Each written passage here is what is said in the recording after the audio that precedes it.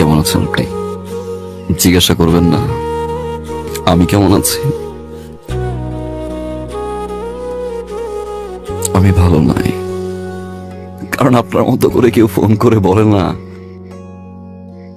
রাত 11টা বাজে, অনেক রাত, বাসায় চলে যান প্লিজ। আপনার মতো করে কেউ বলে না যে আপনি আর স্মোক করবেন না যখন জ্বর হয় আমার। আপনার মতো করে আর কেউ আমাকে যত্ন করে না। দোষটা কি আমার ছিল? আজকের এই সিচুয়েশনের জন্য কি আমিই দায়ী? You are winner. আপনি ফল করলেন, ভালোবাসলেন, যখন আমি ভালোবাসতে গেলাম আপনি চলে গেলেন।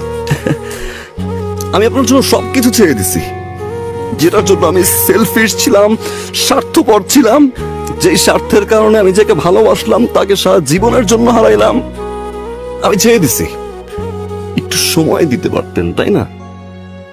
আমারও তো আপনাকে ভালোবাসতে হবে। আমি তো ডিসঅনেস্ট ছিলাম না। আপনি তো একটু সময় দিতে পারতেন।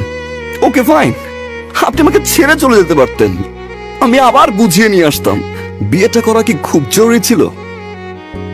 কাউকে ভালোবাসতে পারছি না আমি, কারণ আমি আপনাকে খুঁজে পাই না। আমি সেই মানুষটাকে খুঁজে পাই না যে মানুষটাকে আমি ভালোবাসি। আমি সেই মানুষটাকে খুঁজে পাই না যে মানুষটা 24টা ঘন্টা আমার খেয়াল রাখতো। আপনি বিয়ে করছেন, আপনি আমাকে পানিশমেন্ট দিচ্ছেন, আপনি জিতছেন, ইউ আর দ্য উইনার। আমি তো এখন ভালোবাসি, তাই না? আমার তো কোনো স্বার্থ নাই, তাই না? সব ছেড়ে দিছি আমি। এখন ব্যাক করবেন, ভালোবাসবেন আগের মতো? চলেন না প্লিজ, শুরু থেকে শুরু করি। আমি আর কোনো ভুল করবো না, আই প্রমিস। প্লিজ ব্যাক করেন, প্লিজ প্লিজ ব্যাক করেন, প্লিজ। এখন আর সম্ভব না।